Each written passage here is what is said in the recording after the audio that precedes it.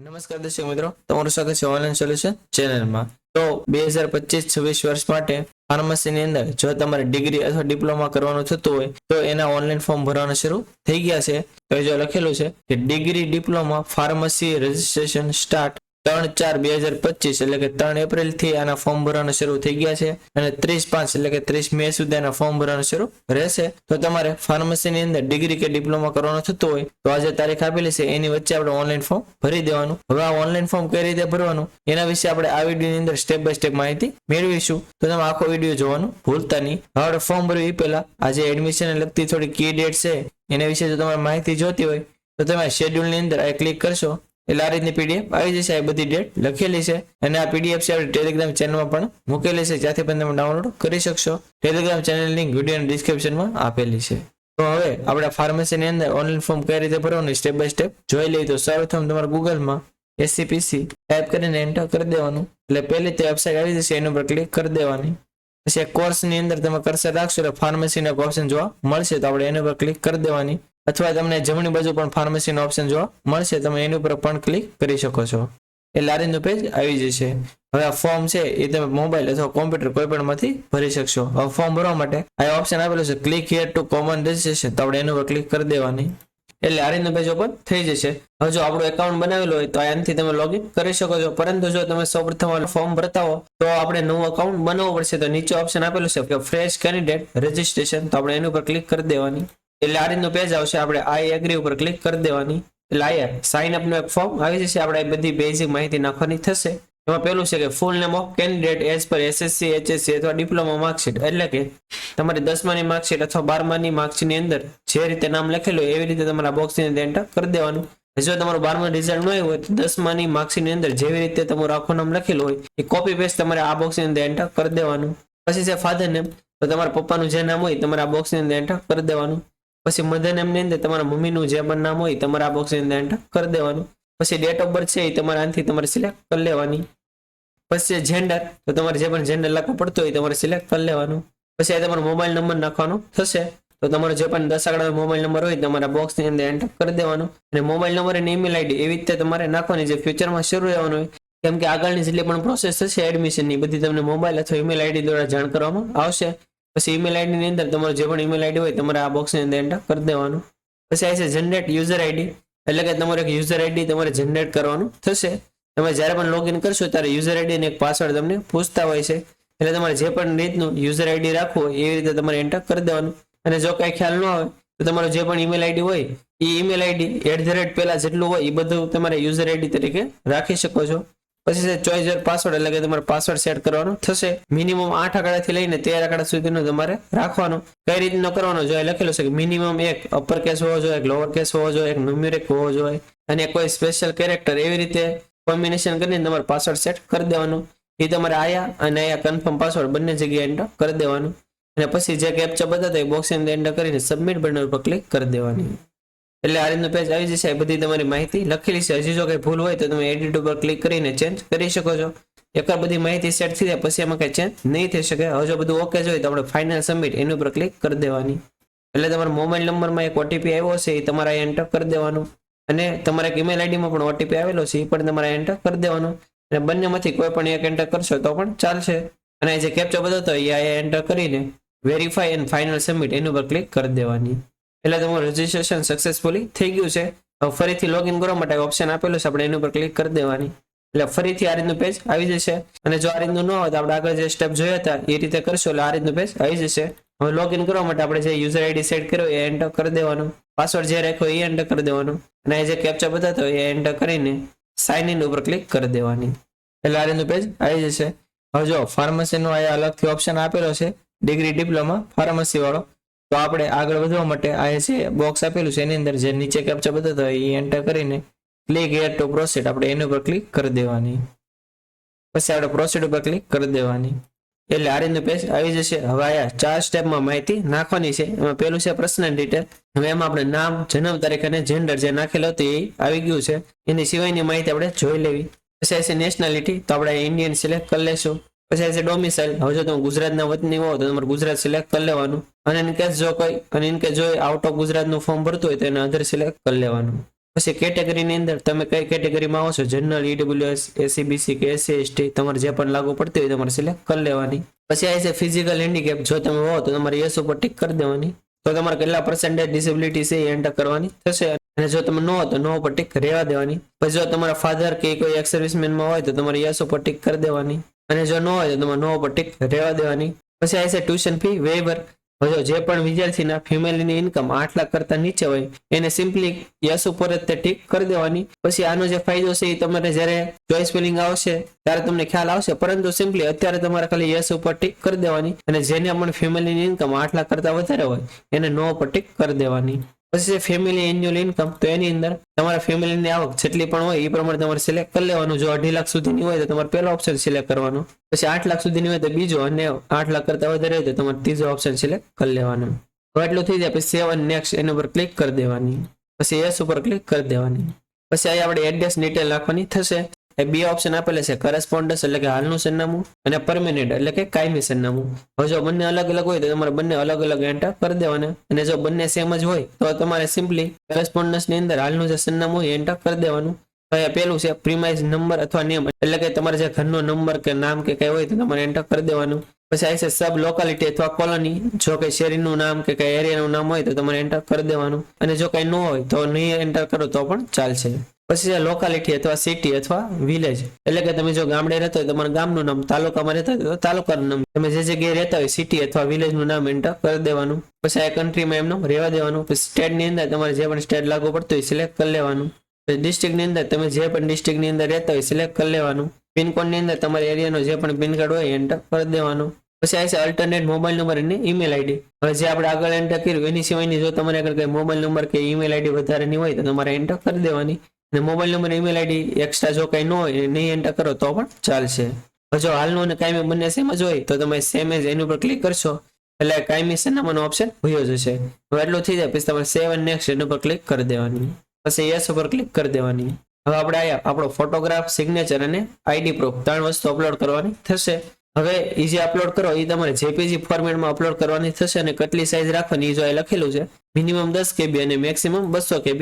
ત્રણેય ડોક્યુમેન્ટ આ પ્રમાણે સેટ કરી લેવાના, અને અપલોડ કરવા માટે ચોઇસ ફાઇલ ઉપર ક્લિક કરીને જે પડ્યું સિલેક્ટ કરી લેવાનું. પછી આપણે જે valid photo ID proof upload કરવાનું છે તો બને ત્યાં સુધી આપણે આધાર કાર્ડ અપલોડ કરી દેવાનું, અને આ ડોક્યુમેન્ટ નંબર પણ લખવાનો થશે. તો જો તમે આધાર કાર્ડ એન્ટર કરતા હોય તો તમારા આધાર કાર્ડનો નંબર આ એન્ટર કરી દેવાનો, અને જો કોઈ બીજું ડોક્યુમેન્ટ અપલોડ કરતા હોય તો એનો નંબર આ એન્ટર કરી દેવાનો, અને તમે જે આઈડી પ્રૂફ અપલોડ કરો એ PDF ફોર્મેટમાં અપલોડ કરવાનું થશે. અપલોડ કરવા માટે ચોઇસ ફાઇલ ઉપર ક્લિક કરીને જે પડ્યું સિલેક્ટ કરી લેવાનું. ત્રણે સિલેક્ટ થઈ જાય પછી તમે સબમિટ એન્ડ પ્રિવ્યુ એની ઉપર ક્લિક કરી દેવાની. હવે તમે જે ડોક્યુમેન્ટ અપલોડ કરશો એ તમને અહીંયા બતાડશે. હવે સેલ્ફ વેરીફાઈ કરવા માટે એ ઓપ્શન આપેલો છે તો બધા ઉપર આપણે ક્લિક કરી દેવાની, અને પછી સેવ એન્ડ નેક્સ્ટ એની ઉપર ક્લિક કરી દેવાની, પછી ઓકે ઉપર ક્લિક કરી દેવાની. એટલે આપણે જેટલી પણ માહિતી નાખેલી છે બધી આવી જશે. આપણે એકવાર બધી વેરીફાઈ કરી લેવાની. જો બધી જ ઓકે હોય તો અહીં નીચે હોમનો ઓપ્શન આપેલો છે, આપણે એની ઉપર ક્લિક કરી દેવાની, એટલે ફરીથી આ રીતનું પેજ આવી જશે. હવે આપણું જે બેઝિક માહિતી હતી એ બધી એન્ટર થઈ ગઈ છે. હવે આગળનું આપણે ફોર્મ ભરવાનું થશે. તો આપણે આગળ વધવા માટે આ જે બોક્સ આપેલું છે એની અંદર જે નીચે કેપ્ચા બતાવતા હોય એ એન્ટર કરીને ક્લિક હિયર ટુ પ્રોસીડ આપણે એની ઉપર ક્લિક કરી દેવાની, એટલે આ રીતનું પેજ ઓપન થઈ જશે. હવે આપણે 7 સ્ટેપમાં અલગ અલગ ફોર્મ ભરવાનું છે. તો આપણે જેમ ફોર્મ ભરતા જઈશું આ કમ્પ્લીટ લખેલું આવતું જશે. તો આપણે કઈ રીતે ફોર્મ ભરવાનું સ્ટેપ બાય સ્ટેપ જોતા જઈએ. તો આપણે એપ્લિકેશન ફોર્મ જે લખેલું છે એની ઉપર ક્લિક કરી દેવાની, એટલે આ રીતનું પેજ આવી જશે. તો પેલું છે એપ્લિકેશન ફોર્મ, આપણે જે આગળ ભરેલું છે અહીંયા આખું આવી ગયું છે. હજી જો કઈ ભૂલ હોય તો તમે ચેન્જ કરી શકો છો. બાકી જો ઓકે હોય તો આપણે સેવ એન્ડ નેક્સ્ટ એની ઉપર ક્લિક કરી દેવાની, પછી યસ ઉપર ક્લિક કરી દેવાની. પછી બીજું છે ક્વોલિફિકેશન ડિટેલ, એટલે કે આપણે જે 12મા ધોરણની ડિટેલ હોય એ આપણે નાખવાની થશે. તો જો 12માનું રિઝલ્ટ આવેલું ન હોય અને તમે એની પહેલા ફોર્મ ભરતા હોય તો એક ઓપ્શન આપેલું છે અપીરિંગ, તો એ તમારે સિલેક્ટ કરીને પછી આગળ ફોર્મ ભરવાનું થશે. ઇન કેસ જો તમારું 12માનું રિઝલ્ટ આવી ગયેલું હોય અને પછી તમે ફોર્મ ભરતા હોય તો તમારે પાસ નો જે ઓપ્શન આપેલો છે એ સિલેક્ટ કરીને પછી આગળ ફોર્મ ભરવાનું થશે. હજુ તમે પાસ થઈ ગયેલા હોય તો કયા મહિને પાસ થયેલા છે એ સિલેક્ટ કરી લેવાનું, અને જો તમે અપીરિંગ સિલેક્ટ કરેલું છે તો એ મંથ સિલેક્ટ કરવાનું નહીં આવે. પછી 12મું તમે કયા વર્ષે પાસ કરેલું છે એ સિલેક્ટ કરી લેવાનું. તો આ વર્ષે તમે પાસ કરવાના હો તો તમારે 2025 સિલેક્ટ કરી લેવાનું. પછી છે સીટ નંબર અને રોલ નંબર, એટલે કે તમે જે 12માની એક્ઝામ આપેલી છે એની અંદર જે તમારો સીટ નંબર હોય તમારે એન્ટર કરી દેવાનો. અને ઇન કેસ કોઈને એક કરતા વધારે ટ્રાય આપેલી હોય તો છેલ્લી જે ટ્રાય આપેલી હોય એનો જે સીટ નંબર હોય એ તમારે એન્ટર કરી દેવાનો. પછી આ છે એન્ટર યુડાયસ નંબર, જો તમને સ્કૂલમાંથી યુડાયસ નંબર આપેલો હોય તો તમારે આ બોક્સની અંદર એન્ટર કરી દેવાનું. જનરલી એલસી ની અંદર લખેલો હોય છે અને જો તમને કે યુડાઇસ નંબર ન આપેલો હોય તો તમારે 0 એન્ટર કરી દેવાનું. પછી છે પાસિંગ બોર્ડ એટલે કે તમે કયા બોર્ડમાંથી 12મું પાસ કરેલું છે સિલેક્ટ કરી લેવાનું. જો તમે ગુજરાત સેકન્ડરી અને હાઈ સેકન્ડરી એજ્યુકેશન બોર્ડમાંથી પાસ કરેલું હોય તો ઓપ્શન આપેલો છે સિલેક્ટ કરી લેવાનું. અને કોઈ સીબીએસઈ માંથી કરેલું હોય તો એનો પણ આ ઓપ્શન તમને જોવા મળશે.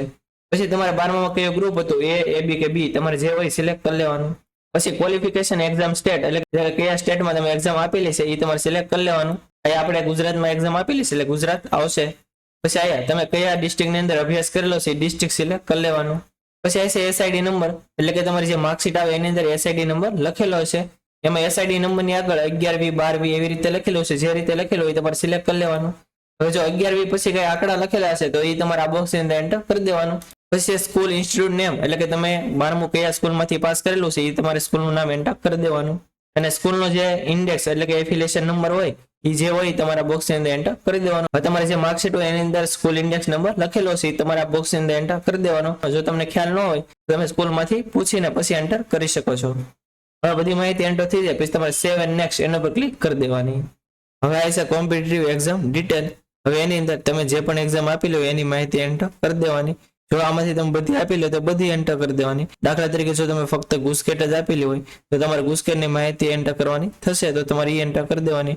જો તમારે એ ગ્રુપ હોય તો તમે ગુસ્કેટની સાથે જે ડબલ્યુ પણ આપેલી હોય તો તમારે બંનેની માહિતી એન્ટર કરી દેવાની. અને જો તમારે બી ગ્રુપ હોય તો તમે ગુસ્કેટની સાથે નીટ આપેલી હોય તો તમારે ગુસ્કેટ અને નીટ બંનેની માહિતી એન્ટર કરી દેવાની. ટૂંકમાં તમે જે પણ એક્ઝામ આપેલી હોય એની માહિતી એન્ટર કરી દેવાની. માહિતી એન્ટર કરવા માટે આ જે બોક્સ આપેલું છે એની પર ક્લિક કરી દેવાની. પછી આ ગુસ્કેટનો જે સીટ નંબર હોય એ તમારે એન્ટર કરી દેવાનો.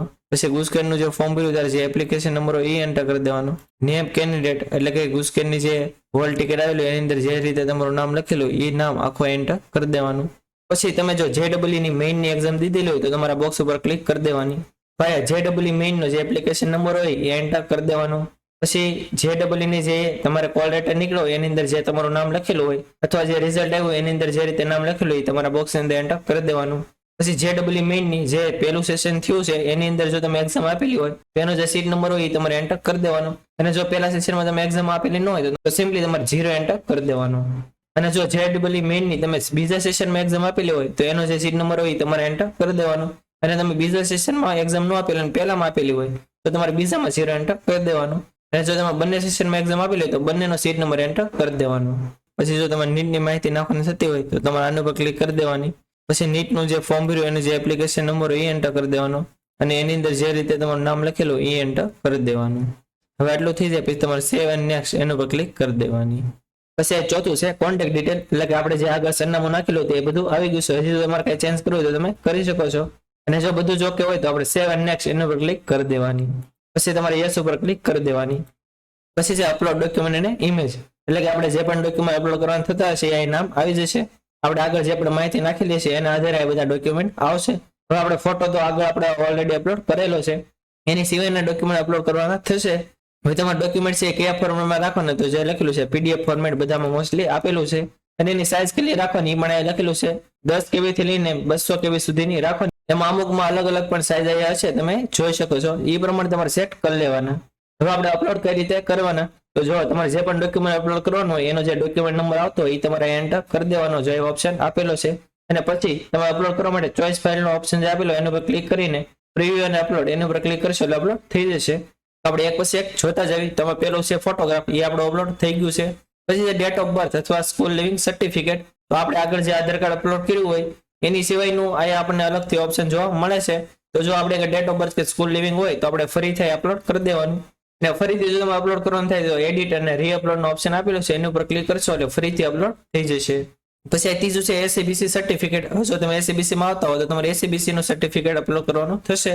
SC ST માં કે EWS માં આવતા તો તમારે એનું અપલોડ કરવાનું થશે. એટલે તમારો જે જાતિના દાખલાનો નંબર હોય તમારે આ એન્ટર કરી દેવાનો. અને પછી ચોઇસ ફાઇલ ઉપર ક્લિક કરીને જે પડ્યું હોય સિલેક્ટ કરી લેવાનું. અને પછી પ્રિવ્યુ અને અપલોડ ઉપર ક્લિક કરશો એટલે અપલોડ થઈ જશે. અને તમે પ્રિવ્યુ અને અપલોડ ઉપર ક્લિક કરશો એટલે આ રીતનું પેજ આવે. તમારે એમાં સેવ ઉપર ક્લિક કરી દેવાની એટલે બધા ડોક્યુમેન્ટ સેવ થતા જશે. એવી રીતે જો તમારું 12માનું રિઝલ્ટ આવી ગયું હોય તો તમારે માર્કશીટ અપલોડ કરી દેવાની. અને જો હજી રિઝલ્ટ ન આવ્યું તો તમારે હોલ ટિકિટ અપલોડ કરી દેવાની. એવી જ રીતે જો ગુસ્કેટનું રિઝલ્ટ આવી ગયું હોય તો ગુસ્કેટની માર્કશીટ અપલોડ કરી દેવાની. અને જો ન આવ્યું હોય તો હોલ ટિકિટ અપલોડ કરી દેવાની. એવી રીતે જો તમે JEE ની માહિતી નાખેલી છે તો એનો પણ ઓપ્શન આવશે. પછી આ છઠ્ઠું છે, જો તમે એસસીબીસી માં એટલે કે ઓબીસી કેટેગરીમાં આવતા હોય તો તમારે એક નોન ક્રિમિનલ સર્ટિફિકેટ અપલોડ કરવાનું થશે અને એ પણ ગુજરાતીમાં તમે જે કઢાવેલો એ અપલોડ કરવાનું અને નોન ક્રિમિનલ છે તમે 1/4/2023 પછી કઢાવેલો છે એ તે ચાલશે. તો આ જેટલા પણ ડોક્યુમેન્ટ આવી તમારે અપલોડ કરી લેવાના. હવે બધા ડોક્યુમેન્ટ અપલોડ થઈ જાય એટલે આ રીતનું પ્રીવ્યુ અને ફાઇનલ સબમિટનો ઓપ્શન આવી જશે. એ બધી માહિતી તમારે લખી લેશે, એકવાર બધી જોઈ લેવાની. અને થોડો નીચે આવશો એટલે આપણે જેટલા પણ ડોક્યુમેન્ટ અપલોડ કરેલા છે એ બધા અહીંયા આવી જશે.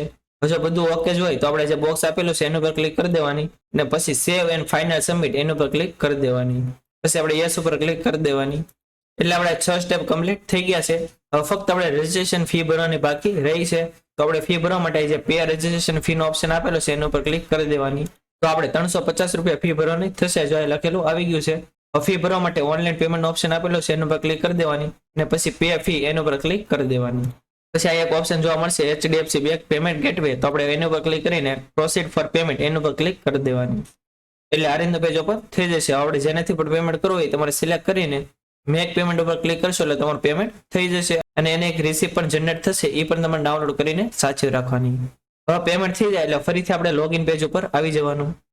એટલે ફરીથી તમે લોગિન કરશો એટલે હોમ પેજ ઉપર આવશો એટલે આ પેમેન્ટ જો તમારું થઈ ગયું હશે તો એ પણ કમ્પ્લીટ લખેલું આવી જશે. તો આપણી આખી જે ફોર્મ ભરવાની પ્રોસેસ છે એ કમ્પ્લીટ થઈ ગઈ છે. અને તમે ડાબી બાજુ જોશો તો આપણો મોબાઈલ નંબર વેરીફાઈ થઈ ગયેલો છે. જો ઈમેલ આઈડી તમારું વેરીફાઈ કરેલું ન હોય તો તમારે વેરીફાઈ કરવું હોય તો તમે આની ઉપર ક્લિક કરશો.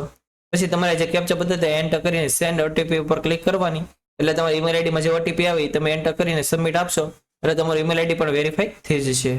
અને ફ્યુચરમાં ચોઇસ ફિલિંગ કરવાનું આવશે અથવા બીજી કઈ અપડેટ આવશે તો તમને આપણી ચેનલ ઉપર જાણ કરી દેવામાં આવશે. તો આથી સંપૂર્ણ માહિતી.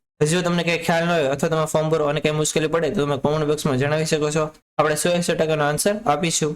અને આ વિડીયો જો તમને સારો લાગ્યો તો વિડીયોને લાઈક કરી દેજો અને મેક્સિમમ લોકો સુધી શેર કરજો જેથી બધા લોકોને આની વિશે માહિતી મળી રહે. અને જો તમે આપણી ચેનલમાં ન હો આપણી ચેનલ હજી સુધી સબસ્ક્રાઇબ ન કરી હોય તો ચેનલને સબસ્ક્રાઇબ કરવાનું ભૂલતા નહીં, જેથી આવી જ માહિતી તમને સમયસર મળી રહે. અને આપણે ટેલિગ્રામ અને વોટ્સએપમાં પણ ચેનલ છે, એની અંદર જો તમે જોડેલા ન હો તો નીચે ડિસ્ક્રિપ્શનમાં લિંક આપેલી છે એના પર ક્લિક કરીને તમે એમાં જોડાઈ શકો છો, જેથી આવી જ માહિતી તમને સમયસર મળી રહે. તો આજ માટે બસ એટલું જ. મળશું આપણે નેક્સ્ટ વિડીયોમાં. ત્યાં સુધી બધાને જય હિન્દ.